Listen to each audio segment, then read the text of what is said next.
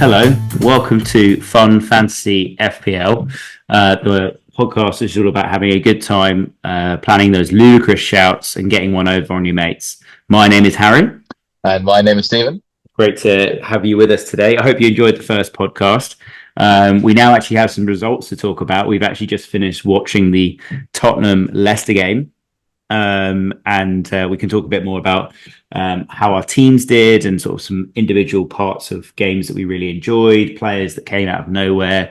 But mainly it's going to be about roasting each other for our decision making and hopefully giving you some ideas along the way about future players. But Stephen, I mean, let's do some instant reaction to the Spurs Leicester game. What were your thoughts? Well, I mean, the first thing is, quite frankly, to criticise you. I mean, if the people are listening to this for the first time, playing FPL for the first time, FPL can be a bit all-consuming, and you end up wanting results that harm your team, but within reason. Now, just because I had a Spurs defender and Barry doesn't, he basically celebrated the Leicester goal. Now, Barry, that is just absolutely ridiculous. You must agree with that. I think celebrated a little over the top, but I wasn't unhappy that Pedro Porro lost his clean sheet points. But now that you've drawn away, I mean, that's really going to harm your ambitions for ninth, right? That can't be good stuff. Look, okay, just because you got a 2-0 win over a Wolves side at home with arguably a title-winning team, or at least should be. It'd be embarrassing if you didn't win silverware again after being so close. Can't be calling us the bottle jobs for long. Although I did see, I don't know if you saw this, but there's a very popular band called Catfish and the Bottlemen, and they've just signed to do a show at Tottenham. Clearly, they haven't worked out Bottlemen, Tottenham. Yeah, not going to be great for the banter. But no, look, I think the game was interesting. I think Spurs really dominated. Solanke had some really good chances. If I was owning Solanke, I wouldn't be put off. I would not be selling him at all. I think he got into some really good positions. But, look, Leicester, first game up since in the Premiership, they came out fighting. I wasn't surprised the game was hard. But we should have put the game to bed in the first half. So sad, to say the least. But, as a Tottenham fan, Stephen, you have to recognise I'm used to this level of disappointment. It's like breathing or, the sun rising. It just happens. And then Jamie Vardy giving the big one to Romero. That was particularly entertaining. A classic him. But yeah, no, look, well, that's that. We just finished watching that game. Obviously, it's been an exciting game week. Lots of fun results to talk about. But yeah, Stephen, why don't you talk us through how your team did, and what your thoughts are from the week? Anything you want to take back, particularly about Mohamed Salah. Now is a good time to do so. I will get to that in due course. I mean, I will shortly be explaining why all my decisions were 100% correct and will proven to be. I had a bit of a rough patch, but nevertheless, I will get to the Salah elephant in the room. But first of all, as we were talking about the Spurs Leicester game, I feel that I have to sort of make a confession, which is you should never really do a transfer after game week 1. You should plan your team for the season. But there are some mistakes that I made, and my punt of Darwin Núñez was a punt. It didn't cost me anything because he didn't actually come onto the pitch, but clearly that man is not going to play. And then I'm just looking around, thinking about what do I do? I'm so lost. And then I see Jamie Vardy highlighting he has more Premier League trophies than all of Spurs, 30-year history or whatever it is in the Premier League combined. And I am knee-jerking this. This is a shout out to Henshaw. Vardy is coming into the team for Núñez. I've done it right now. And quite frankly, it feels good. It feels good. If you chat shit, you get banged. And I'm going, oh, well, mate, honestly, he scored. And he's a proven Premier League goal scorer, and he's 5.5 million. What's not to like? You have brought in Jamie Vardy into your team. Who have they got next? You've got Fulham away. I suppose it's not bad fixture, but wow. I'm sorry. He told Romero to go fuck himself. He has more Premier League trophies than Spurs, and highlighted that fact. Again, Barry, I'm not the stats man. I am the emotional man, and how can any Arsenal fan turn down this opportunity? And I just simply have to take it. Yeah, look, I rate it, and that's so you're saying that's a podcast exclusive. You have brought Yeah, in Jamie podcast Vardy, exclusive. podcast exclusive. You heard it here first, folks. I mean, yeah, our mini league rivals are going to be laughing or crying by the end of this. I don't know. So what else? I mean, obviously, Matheson, bit disappointing. He didn't play. Well, he did play, but didn't start. What other thoughts do you have about your team? Any other ideas, maybe for future game weeks, or is it just piling on Vardy because he's just the last person you've seen score a goal? Yeah. Well, in terms of Matson not playing, I think that's expected. I think just some advice: if there's a new signing and the person got 45 minutes, that's actually quite good. Most new signings don't come straight into the team anyway. Just some other ones. Thinking like I'm not someone I'm looking at personally, but Aaron Wan-Bissaka and full Krug at West Ham, for example, both Supal and Antonio looked very sadly off the pace, even though they didn't start that game. You'd assume they're going to get bred into the team. So Matson, I'm not too worried about. In terms of my big concerns, again, we'll leave the Egyptian king to the side for now. Is Haaland watching him score just such a Haaland goal is quite frankly terrifying. If it wasn't that yellow card brought his points down, but just he is just an absolute goal machine. The big debate this season is he worth 15 million? The fact that he scored that goal away from home and has Ipswich next. I mean, you do fear for non-Haaland owners, right?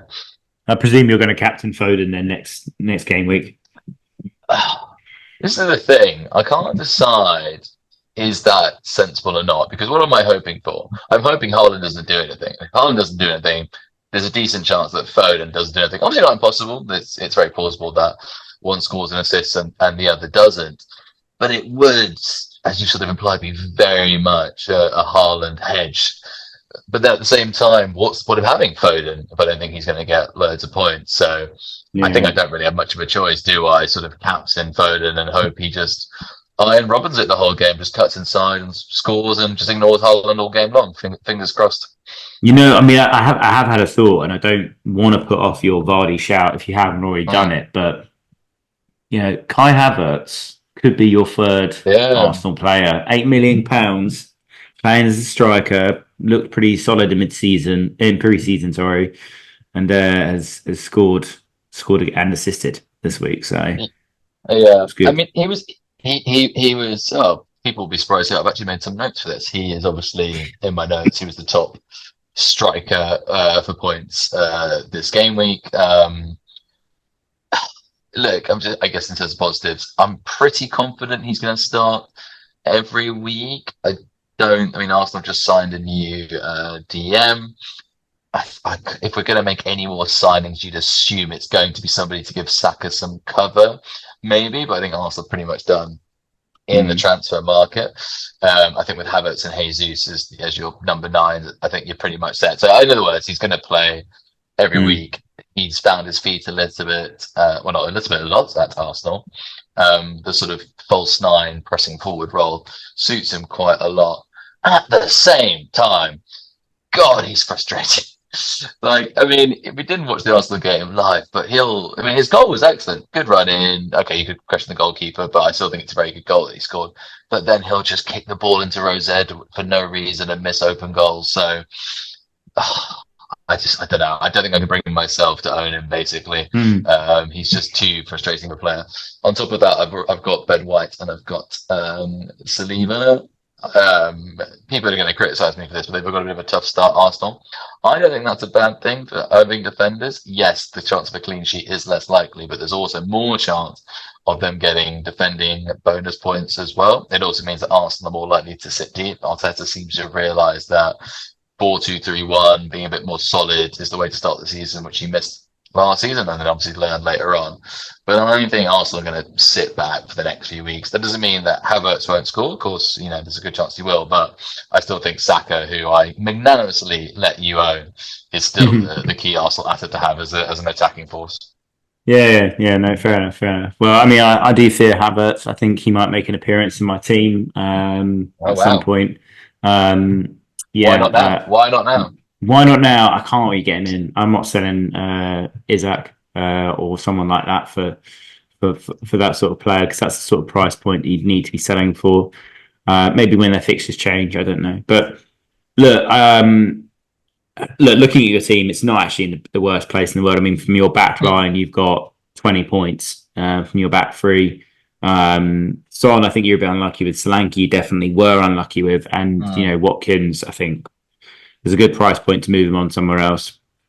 Yeah, Yeah, Watkins so actually was he didn't look good against yeah. West Ham. Some people were saying that West Ham were poor. I don't agree with that. I think they were fine. Kudus looked excellent. He's definitely one Super exciting player. Super exciting. yeah, he's going to get at least one big haul this season. It just feels inevitable, right? I don't remember West Ham's fixtures from memory. Look, I said he's the most attacking manager. That didn't seem to matter to Kudus. I think he's just electric, so I think he'll do well. But Watkins was actually a bit of a worry. Actually, he did not look that encouraging. Villa themselves played well, but I think he got subbed in the 60th minute. Watkins. Yeah, I was quite unimpressed with him. At the for the Villa game. Again, it's just one game, and he's obviously a proven performer. So I'm not looking to transfer him out now. They've got Arsenal next. That's let's see how he does. Let's see how he does in that game. But he's one that I'm keeping under review. Yeah. Well, I've just actually had a look, and Kudos is the same price as Nkudu. So is he? Yeah, Wow. 6.5 million. Do you know that price point is really interesting? I can't ignore Chelsea's fixtures. I know we can go on to this.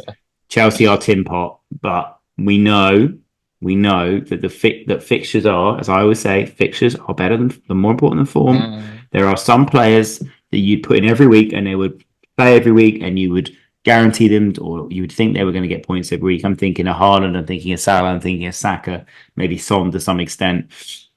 These sorts of players, maybe Bruno Fernandes could be put in that category as well. But when you've got Wolves away, Palace at home, Bournemouth away, West Ham away, Brighton at home, and Forest at home in your next 7 fixtures, I mean, there's been a lot of talk online about Nkunku's just ability and everything else, but he was playing in a completely different position he normally plays, and Enzo Fernandez was suddenly somehow going forward. I don't know why.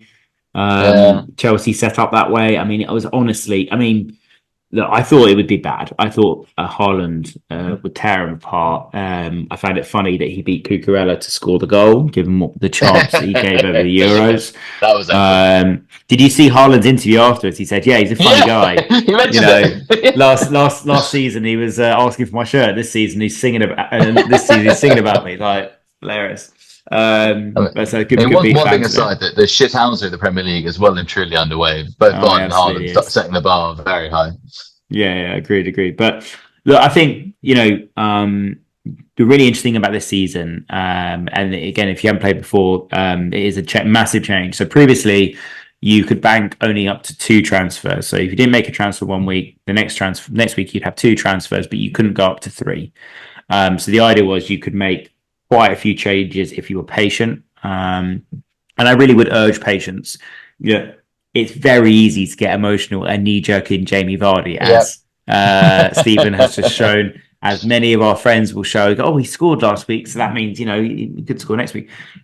Honestly, don't think about those things in the same way. Like I just do not do it. I think it's sometimes fun to just go for it, but you never know what's going to happen. I've seen some numbers somewhere. I know numbers are banned on this podcast, but I've seen some numbers somewhere that say 20,000 people have already sold Erling Haaland ahead of Ipswich at home.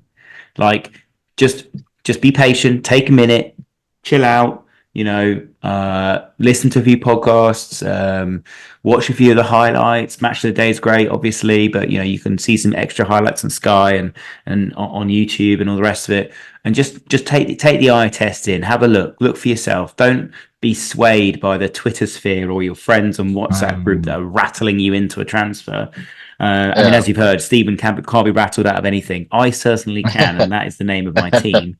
Rattled every week because I am. But one of the lessons I've taken from it is just try and make play. As James from Planet FPL will tell you, play it your own way. It's your game, it's your team. But look, I think I'm going to stick on Nkunku for a bit longer. But at that 6.5 million price bracket, I think there are plenty of interesting midfielders So But before yeah, not we go into panicking. that, because I've got some. Look, I think Nkunku probably now is probably actually going to be a must for the next few weeks. You're right. Chelsea's fixture is very good. I don't think Chelsea were terrible against Man City. They had some good moments. Change of Again, it was not. heart, Stephen. Well, I mean, it's one game, and they've got an easy run. They've got an easy run in. I mean, Enzo. As far as I understand, was always meant to be a bit more box to box. He played as a DM historically, just because because everyone was injured. But with Lavia, Caicedo, I think they have somebody else as well who can play there. Yeah, he should, in theory, is going to play the box role. Whether he does that well or not, it will remain to be seen. But either way, he will have that license under the new manager. In terms of other Chelsea assets, are we overlooking their defenders? So the back four was Cucurella, Fofana. He came back. 4.5. 4.5 million exactly. as well is cheap. Yeah, he's tempting. I think the main thing you wanted to look at for Chelsea game week one, but were two things. One, like, are they going to be okay? And I think they're still Chelsea. We can talk about Man U later, but fundamentally these big clubs, even when they're in disarray, they're still okay, right? And they're still going to win. They're still going to get enough, etc. So did Chelsea clear that hurdle? They definitely did. And then the other thing is, who the fuck was their team going to be? What was it? 45 players or something like that? Honestly, do you know how many goalkeepers they have? You can choose from them in fantasy football. No, I've not clue. 6. You can pick one of 6. That's mental. 6. What? 6 players. Did you see the statement that Sterling put out before the game as well? Which just seems well, not even him, his representatives. I mean, what the fuck does that mean? So people that he had spoken to, and he'd said, "Go say these things." So basically, him, what are you doing? He's going out and saying, I'm, a bit unhappy about not playing. I come back early to train, and all this, right? I mean, Jesus Christ, they've got a huge squad. It's just, I've never seen a club properly go into disarray like this club. And I don't like Chelsea. I mean, I don't mind Arsenal. As a Tottenham fan, don't mind Arsenal. They're okay. Don't mind West Ham. They're okay. I don't mind the rivalries there. It's all good fun. But Chelsea, I've always felt like they've been a bit more nasty as a club. But they back that up by being a good team and by being a well-run club. And I think they've just lost the plot. This guy does not know how to run a football club. He is treating it like it's, a game, really. How he's treating Conor Gallagher. I mean, that's just, horrendous. Saying, "Oh yeah, we'll offer you a 2-year deal with 1 year on the top of it." If he'd signed that, do you know the next person would be to need to sign a new contract? It'd be Conor Gallagher, because the rest of the team are on 8-year contracts. It's mental. I honestly fear for Chelsea, not just because agents shouldn't be sending their players there, but they will do. But not just because you might see like a structural change in how the league is without a Chelsea there, and to come back from that is so difficult. I don't see it. I mean, why people like Pedro Neto went there when he was the star player at Wolves, got into, played really well, scored loads of goals, and now he's got to Chelsea. It's just mental. I don't disagree. I don't disagree with anything that you say. The only thing I'd say is that context is everything. So yeah, you're right. A Chelsea fan's going to be happy at the end of the season? No, probably not. But where are they going to finish? 8th, probably, as a minimum, maybe. And if you to finish 8th, you're going to score. You're going to get some good clean sheets. So from an FPL perspective, that's all I went for Sanchez in goal. Personally, obviously, I wasn't expecting a clean sheet. He looked awful, and given they have 5 other options, I'm now sweating on him a little bit. But hopefully he can keep his place there. If you can afford Cole Palmer, definitely go for him. But I think if you have Nkunku, Palmer, and then who else? Who else they have at the back? Did Gusto? Because James Gusto, Cucurella, Colwill, Wesley Fofana. There's talk of Chilwell being sold, so he will be probably gone. He wasn't in the squad either. James is injured as usual. Tosin, they bought him, but I don't think he's been able to sniff around the club. But I've also just seen today. Yeah, have they signed Joe Felix today? Yeah, I think so. Yeah, I think that's gone through now. And also you've seen that. So I've just actually looked through their keepers on FPL, and Kepa's there Yeah, somehow. he's still there. So, Was it?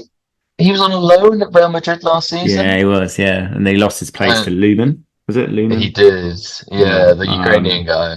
Yeah, but look, we're maybe delving a bit too much into football rather than FPL football because Yeah. as you highlighted, Stephen, FPL sometimes does have a habit of dominating your experience of football, and I think that is my one regret about fantasy football in general. You need to, Mm. you should still be wedded to your teams. You should be still supporting your teams.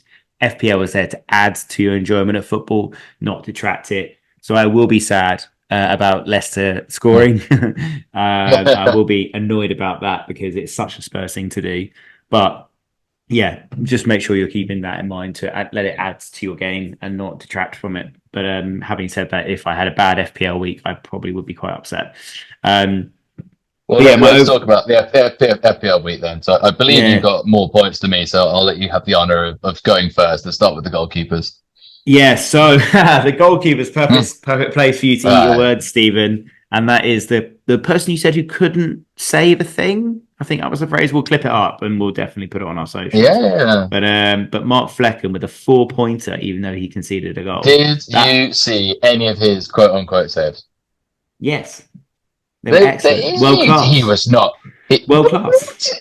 He was awful. He He's was world class. awful. And I'm sorry. Like, I mean, the game I'm really interested in next week is actually Brentford Liverpool.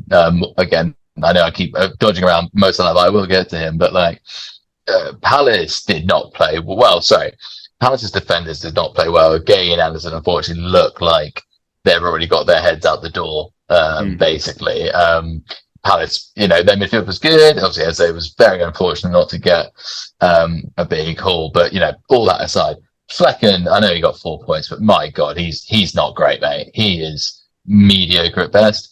He is not going to get many points this season. I will. Do you know what? I'm actually willing to already put in a bet that out of the 4.5 million goalkeepers, he's going to be in the bottom quarter. I'm going to say, Okay, bottom quarter. Okay, of yeah. all the 4.5 million. Okay, you've heard it here again. Another podcast special, chats and listeners. You've got to work that Uh, out The, somehow. the only caveat I'll put on that is out of the ones that start, because I think all of Chelsea's goalkeepers, all 26 of them are 4.5 million. Yeah, So yeah. I'll put a Okay, caveat. we'll I'll say put a caveat played. there. We'll Yeah, say they've had to at least played, right? So we'll say yeah, so. yeah, Stephen is saying of all the 4.5 goalkeepers that have actually played, Flecken will finish in the bottom quarter at the end of the season. And the yeah. punishment, if you don't, is that you have to buy Brentford's goalkeeper and kit and wear it for the Oh, end of the where season party that we will inevitably come to organising. So are we agreed on this? No, I'm not agreed on the end of season party because I think there's going to be many more bets throughout the season, and therefore I'm going to lose many more of them. However, in terms of the principle of me buying a Brentford goalkeeper shirt, I think it's a fair one, and I will play Okay. it and I will wear it for a sporting occasion at some Okay. point after the season's finished. I will honor that. We'll settle it there. We'll settle it there for Yeah. sure. But yeah, we can't. I mean, in terms of the rest of my team, Mm. I've got returns from Haaland, Isaac, Saka, Hall from Yeah. Newcastle, Lewis Hall with a 5-pointer, though he got yellow card, which was annoying. That game was a weird game as well. And Salah with 28 points. I think Muniz was a bit unlucky with Fulham away at Man It United because I was. thought Man United gave up a lot of chances, but they were very lucky to win that game. Biggest disappointment for me is Barco didn't play, and that concerned Um, me because I was hearing lots of rumours there. And his next couple of games, I wasn't planning to play him anyway, but I was really hoping to play him at Ipswich at home. But I think a natural switch for me could be someone like Ben Johnson, Mosquero from Wolves if their fixtures improve. So I'm looking for a 4.0. So listeners, by all means, send me some ideas. well, 4.0 Barry, thankfully pretenders. you don't have to. Your co-podcaster has had a look for you. Oh, So you got some notes, have you? but yeah, well, in terms of the ones that started, so there's Bednarak, there's the other Southampton guy who's got a double barrel name, which I've forgotten. Oh, yeah, He's I he's know already him. at 10% ownership though, Yeah, so he was quite popular. He was quite popular before the season started. So that would probably imply to me that, given that he started out of all the 4 millions, is he the safest one? Probably. Harwood Bellis. Harwood Howard Bellis. Bowers. So if you want a relatively locked in 4 million, he seems up there. The problem is that I was talking about this with my goalkeeper. I went to Iverson in the end. The reason I went to him is because he's very low owned. So Fabianski, I think, Mm, was 13% ownership. And essentially, some of those people would have picked him originally, like me, in the hope that he might come into the team at some point. A lot of people would mm, have picked him because he thinks because they thought he was the starting keeper. See that he mm. didn't start the first game week. Game week 2, he starts to go down, and all of a sudden you lost 100 grand, and you're in a bit of trouble. So I just went for Iverson just because he was 0.6, whatever it was. So same issue with that Southampton lad. Yeah, I think ownership is something to really take notice of, because the thing about highly owned players, as Steven says, is they can drop in value Mm. very quickly, but they can also increase in value very quickly. So if you Yep. think that a player is going to be bought by a lot of other FPL players, this is the only time I will sanction an early transfer.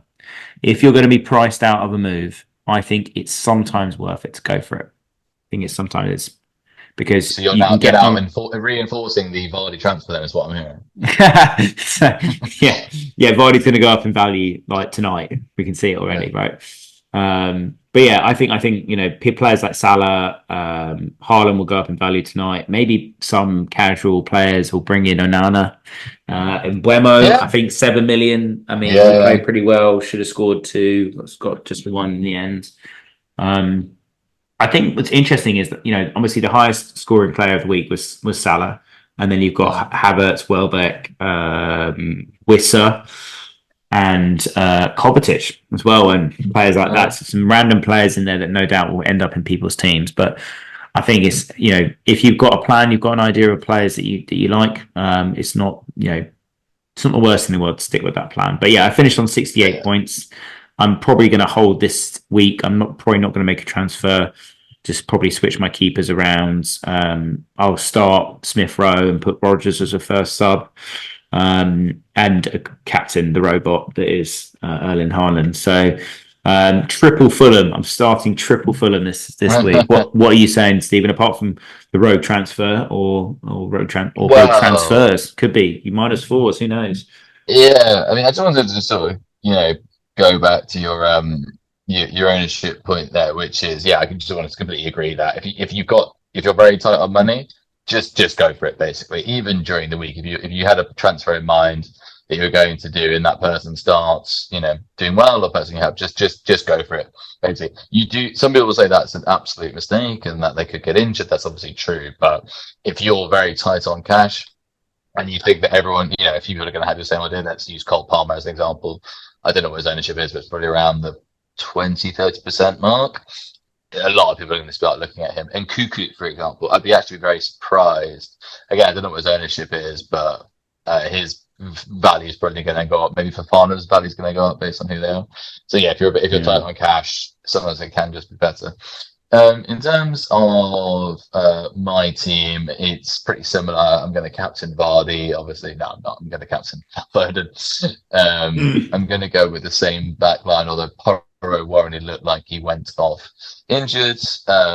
My midfield, I'm actually going to go to a 5. I'm a bit worried about Andreas. Again, I magnanimously let you have Smith Rowe, but Andreas means now has been demoted to DM. So he's not going to be in my team for very long. He might be on penalties, which might be his saving grace. Yeah, and Um, free kicks. I mean, the set piece coach at Fulham needs to be sacked. What they were doing with those free kicks was it just awful, just absolutely awful. So anyway, was let's a it let's. was a really bad game, I have to say. It was a really bad game. I mean, we're going to talk about it a little later about things that surprised us. Things that didn't surprise us was Man U. My God, they have just gone nowhere. They've spent all this money, all this hype, and have just moved a little bit sideways. Like, it's incredible.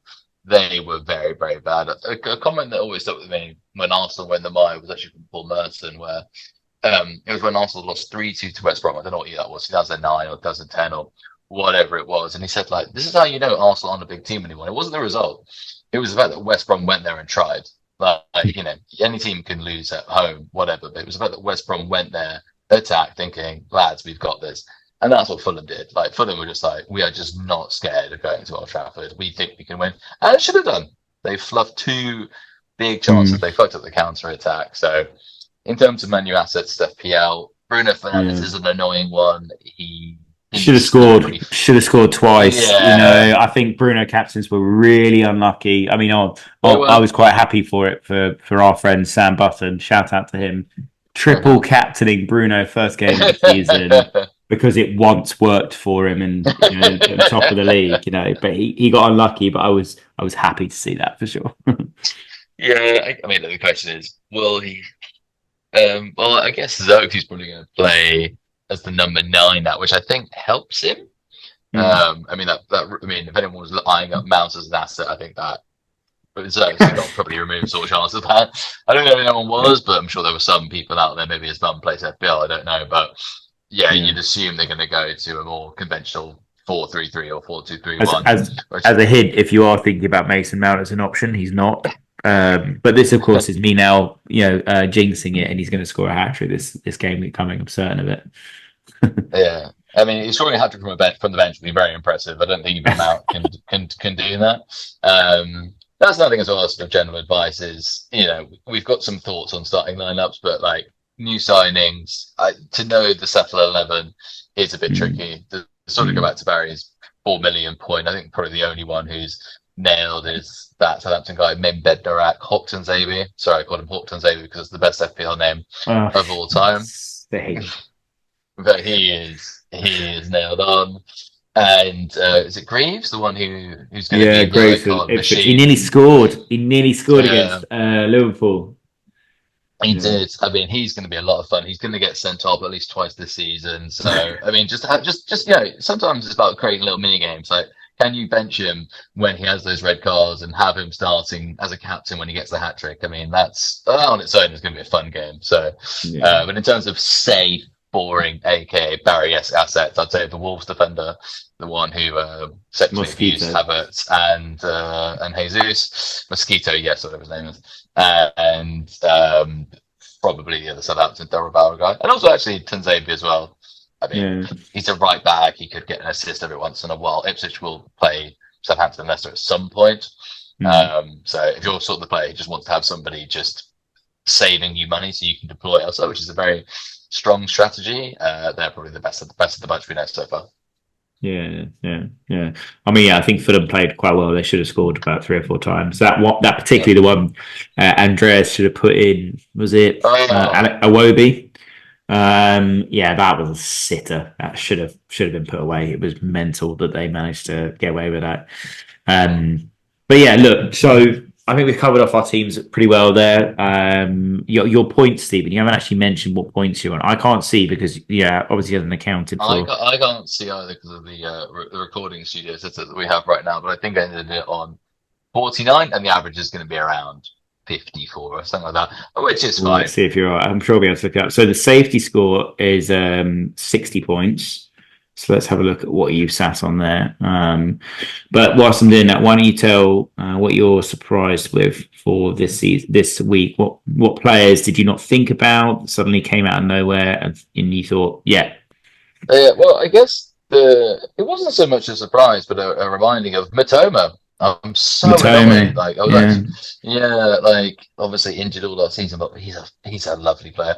I think the concern was always around like, how are Brighton going to be under this new manager? You just keep thinking at some point this strategy just can't work. They can't possibly keep finding players in the Paraguayan third division.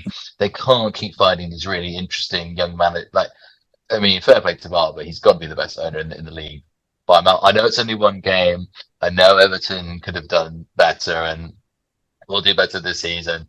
Nevertheless, like, I think a lot of people, myself included, have been ignoring Brighton at their peril. Matoma at 6.5 million. Oh, he's tempting. He's very, very tempting. He's a great player. Might even go, a sort of longer term. Does he get bought in January by somebody? By Chelsea. Well, sorry, by somebody good, just to be more specific. But no, he's such a good player. He's somebody who, again, didn't surprise me. I think we just forgot and slashed with the whole Brighton thing. Liverpool, pains me to say I'm surprised by them. I didn't watch the second half against Ipswich. The first half, they were bad. They were bad. Let's be very clear about that. Ipswich should have scored, but it looks like the second half, they look pretty good. At the same time, it is Ipswich. I'm going to hold some judgment there, mainly because I need to defend my Salah position. Salah is, it's going to be one of these things. The sun will rise, the sun will set, and Mo Salah will score goals. Like, I just think having him in your team, and the fact he's a differential. I mean, he's 34% owned, so he's not that much of a differential.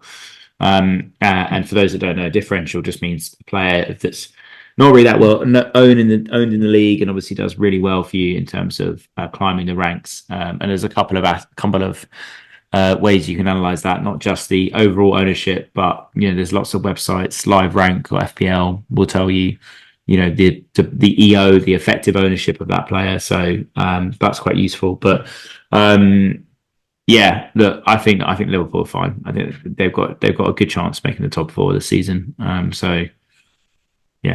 Again, I'm going to reserve a bit of judgment on them until they play somebody good. They've got Brentford at home next. Yes. Again. No, again, honestly, that Brentford do not. This is the problem with Mbeumo. I can't work out if he's good or not. Like, his goal was excellent, but for some reason I just don't think he's a good player. I can't quite put my finger on it. But maybe he's been in Tony's shadow for too long. Tony's now going to Saudi, right? So, Mbeumo probably now becomes their key man up top, right? Some people. Well, we will be the number 9, but in terms of who they're going to be looking for, it's going to be it's going to be him. Yeah. So he's 7 million though.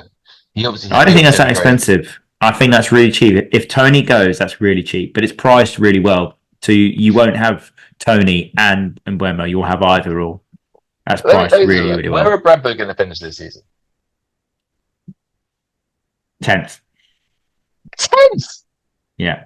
Well, okay, that's another bet coming in right here. With or without Tony. I think with Tony they might make 9th, but I think 10th. Okay, that's another bet right there. So if Brentford finish bottom half, so 11th or below, you also have to buy a Brentford top, but with Tony 9 on the back of it, and you can do with that whatever you want. Doesn't he wear 17? Oh, does he? Yeah, he does. Whatever his number is, he does wear 17, doesn't he? Yeah, fine. Whatever his number is. Yeah, you've got to buy. Okay, you have to, do you know what? You don't have to wear it, because I think just having to go into a Sports Direct or Brentford's club shop and go, "Can I have Tony on the back?" Well, even after he gets sold to like Arsenal. Oh yeah. I think that's humiliating enough. Yeah, cool. Well, I think Brentford are going to be 10th. I think they're a good team. They're a very, very well-run team. They're a good team, and Crystal Palace are competing for that mid-table, maybe just breaking into the best of the rest pack. If we think like the top teams we've got in the league: Man City, Arsenal, Liverpool, Tottenham, Newcastle. I'm going to forget someone soon. Man United, Chelsea. Well, maybe we've kind of shat on them. You've already named 18. And then that's 7. Bournemouth are going to be top there. Bournemouth are not going to be top. Not going to be close. Then you've got West Ham and Brighton, who are probably sort of. We forgot Aston Villa. Shit, we're going to get some hate for that. You must buy the Tony top now. Like, unbelievable. No, because that's 9 teams. That's 9 teams, right? So in that situation, I think all it takes is a West Ham to fall away, or someone like that not to do as well. Do you mention Wolves either? I don't think. Nah, Wolves won't be there. I'm sticking with Brentford 10th. I'm sticking with Brentford as 10th. Okay, well, either way, I look forward to us going to the Brentford club shop together on the last day of the season. Enjoyable. What's good? I think actually me getting the Flecken top would be a bit less embarrassing. I think probably would be.